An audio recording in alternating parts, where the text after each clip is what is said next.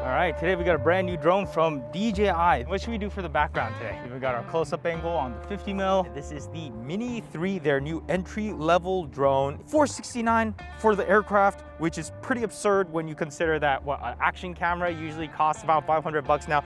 This has a solid camera, great battery life, and it flies on a gimbal, stabilized. It's like, what? And also huge shout out to Lick for sponsoring today's episode. Because of them, we get to use music like this in this video. Y'all trying to do? 24 karat magic in the air. Just like every other DJI, it flies really smooth. I just have it on normal mode. I was really impressed with the Mini 3 Pro because we were getting a 1/1.3 inch sensor, which is basically almost a 1 inch sensor, and we still get that sensor in here. Pretty fast lens too. It's a 24 mil equivalent. So far, everything is default settings still. I just tossed it into 4K 24 and that's about it. But man, its picture quality looking pretty good. Just going forward in sport mode. I'm getting a little over 13.5 meters a second, but what is that in miles per hour? Well, let me go ahead and go into Imperial because I'm an American. Can we get to 29 miles per hour? We're at 28.9. Okay, but let me head back this way. All right, now that I got a little tailwind, ooh, 35 miles per hour. Oh, yeah, we just hit 35.5. I gotta say, for the weight and size, this thing flies so good. One of the things I love about the Mini 3 is just how quiet it is. So you can fly it in public places and not everyone has to listen to your loud ass propeller like they're trying to enjoy the sunset, and it's just like another thing that's really impressive about the 3 is that you can tilt all the way up. You can just keep going and going 60 degrees up, and the faster you fly the drone, the harder it is for the camera to keep looking forward. There's a lot of drones where if you put it into sport mode, you can't even look perfectly straight. I'm in sport mode and I'm just gonna go forward and I can hold that 0 degrees no problem, and I'm almost hitting 30 miles per hour, and I can just go up while moving forward, which is something that is really cool to be able to do. 36 degrees while going forward at full speed. And then now that I stopped, I can even go further up to 60 degrees. The Mini 3 Pro was the first time I ever saw a Mavic do that. And since this has the same design, I can just be flying forward 35 miles per hour almost, and I can just go all the way up to 38 degrees. So cool. And then I could also go all the way down, of course, 90 degrees. Ooh, kind of interesting with the ocean. When you're looking at an angle, you can't really see into the water, but you look straight down and you could almost see what's under there. Another thing that's really cool is that we can go into portrait mode. The camera actually does rotate. Right now, I suck at all the Instagram reels and YouTube shorts and TikTok, but now with this, I'm gonna be a TikTok master.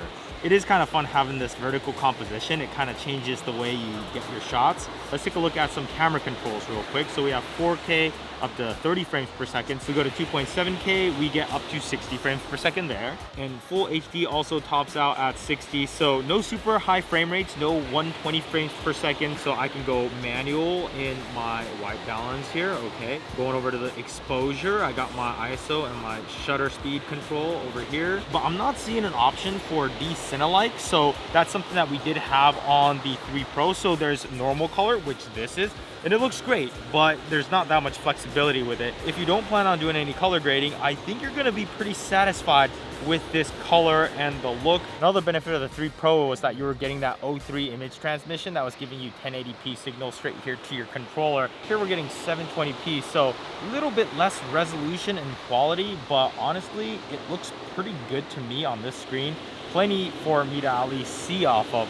Well, I could just have this hang out here and be my third camera angle. So I got the drone shot, the 12 mil and the 50 mil. Also keep in mind that there are no obstacle avoidance sensors. So if you accidentally crash, it will actually crash. So you got to be very careful. Another feature we don't have is active track. So I can't select myself and have it follow me around. But it does have some smart features like quick shots down here. Now it looks like we could do these quick shots up to 4K, but it is limited at 30 frames per second, no 24 or higher. I just go ahead and select myself, it detected me, and I hit start, and it's gonna go ahead and do a boomerang shot for me. But remember that since we don't have those obstacle avoidance sensors, so let's say there is an obstacle in its path, then it will go straight into it. So definitely something to be cautious of. It looks like there's a few more shots to try out, so let's try them out and get shots of Dylan. Have you ever wondered how many licks it takes to get to the center of a Tootsie Pop? Me neither. What you should be wondering is how many mainstream tracks you can license for your content. Licht has over 1 million mainstream chart music tracks to choose from, including PETA's favorite track. Gucci gang, Gucci gang, Gucci gang, Gucci gang, Gucci gang, Gucci gang, Gucci gang. Now, I'm a huge fan of Lick because we get to use some of the music that we've always wanted to use but never did because of copyright. For example, All J is a band that I used to go to their shows, and now I get to use their music in this video. Licensing through Lick supports the musicians as well as helping Lick grow their music library, which is awesome because they already have 1 million tracks, but imagine if we could just use all the songs that we already know and love. With Licht, creators get access to the world's greatest artists like Cardi B, Bruno Mars, Sam Smith, and more. It's really cool to see how fast the Lick library is growing. I mean, I just went on and saw a song that features Drake. And if you're looking for stock music, Licht has over 100,000 stock music tracks, and you can use this on all social media platforms with unlimited usage. And by using Licht, not only can you keep your channel growing, but you can keep all the ad revenue. So with songs like this, you can level up your content without the risk of getting a copyright strike. So sign up today with our link below and get 14 days free stock music and 50% off your first mainstream chart track. So what are you waiting for? Make like an ice cream on a sundae and get Licht. You know, honestly, it felt like a pretty bad idea trying to film the sponsorship with all these electronics on this little piece of plastic, essentially, that we're floating on. But yeah, it all went well. The drone flew good. Dylan, what'd you think? It's all right. It's my first time actually kayaking, so. I'm just here playing with the drones. Carrie's doing all the hard work. If we compare this Mini 3 to the Mini 3 Pro on the right, we'll notice we have a few more camera options on the right, like it can go up to 4K 60. The Mini 3 Pro does have a tiny bit of internal storage in case you forgot your micro SD card. This does not, so you definitely want to make sure you got your micro SD card in there. The Mini 3 Pro also has D-Cinelike, an H.264 or H.265 option, and also MP4 or MOV. The files I'm getting out of the Mini 3 is an H.264 MP4. D-Log, which is even flatter than D-Cinelike. Then you'll have to step up to something like this Air 2S, where we definitely get a lot more dynamic range. The sky doesn't get blown out and more details down there in the shadows. So overall, I would say the Air 2S's camera is superior.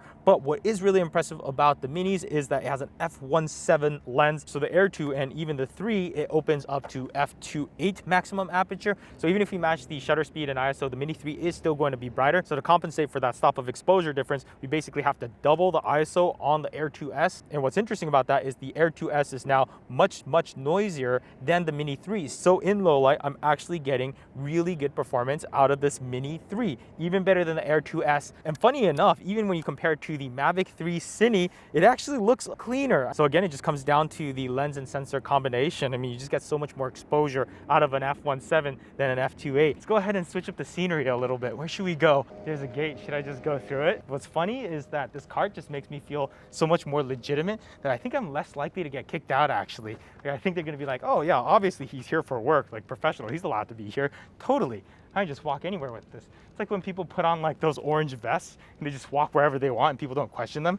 Or was it a ladder, right? People took a ladder and walked into clubs. Just, yeah, you have a ladder, you can get anywhere because you're working. Now looking at the batteries, they are the same as the Mini 3 Pro, and you can charge them by putting in the USB-C bag here, which is something I really appreciate because that means you don't have to carry around an extra charger, but having this 3-bay charger definitely makes life a lot easier. This comes with the Fly More kit, but whenever you throw a battery into the case, it lights up and shows you how much battery life you have on them. Now this will charge all 3 of your batteries one at a time by plugging into USB-C, but it also has a USB out, so if you want to charge your controller or your phone, this kind of turns into like a portable battery bank, which is a real nice touch. Now notice that it says 249 grams right here. So this is the standard battery, and this is supposed to last 38 minutes, but there is also the plus battery, which does add a little bit more weight to it. So it doesn't say 249 grams right there. And when you pair that with the Mini 3, you're supposed to get 51 minutes of battery life. That is ridiculously long. Now keep in mind that these specs are always in perfect conditions, which you never get. But still, 51 minutes, that is a ridiculously high spec. So I kind of want to test out the plus battery in here and see what kind of real world flight time we'll get out of it. All right, I'm a little bit concerned about how boring this is going to be, but let's go for it.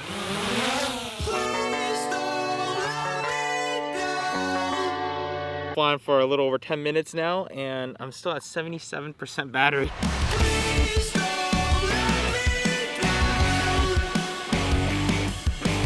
I've been flying for 22 minutes straight now, and 22 minutes is a pretty long time. I want to go home. I'm hungry. I want to get food. I'm gonna starve to death here. So I got tired of holding the stick for it, so I have this thing holding it for me. All I have to do is just kind of turn around every time I get to the other side of the lake, and I just go back and forth. Now it's not going that fast, even though it's pushed all the way forward, because I'm in cinematic mode. So there's normal and then there's sport. We've been flying for almost 40 minutes now. God, we could have watched a TV show or done my taxes. So we got about 40 minutes of flight time before this thing started beeping at me. So let me go ahead and actually see if I can mute this. The warning is important. You should not disregard these warnings. This is definitely the longest I've flown a drone though. So I'm just gonna kind of cruise it around in a circle here until it's like, yo, seriously, let me down. It's trying to force land right now, but it still says I have 3 more minutes of flight time left. So let's just see what happens. I just throttle up to keep it up in the air. But as soon as I let go, instead of hovering, it does want to just come down. No! Okay, so it officially forced landed. So Mini 3 with the Plus battery. Longest flight I've ever done so far. Now this is DJI's budget smart controller. They're calling it the DJI RC. What's nice about it is that it is compatible with all of these drones here actually. The 3, the 3 Pro, the Air 2S, and the 3. And if we compare it to the RC Pro, this is about a quarter of the price, I think. And this does get brighter to 1,000 nits opposed to 700. But it's good enough to see even in direct sunlight like now. And I would say if you're thinking about doing an upgrade and only one upgrade, I would say this is the one to do, because when you have the screen built into the controller, that's just one less thing that you have to set up and make sure it's charged and ready to go. And this is one of the upgrades that legitimately makes the flight experience just so much better. All right, let me go ahead and just take this for one more flight here and let's read some comments. What do you think of the Fuji X-H2? I think that's right under 2K, and curious to hear your thoughts on it. And the X-H2S. You know, I've actually heard a lot of really cool things about Fujifilm. I'll try to get my hands on one. Videos on that come in eventually, probably, maybe. So I still remember the first time you started out and were mesmerized by people flying drones basically exactly the way you're flying them now.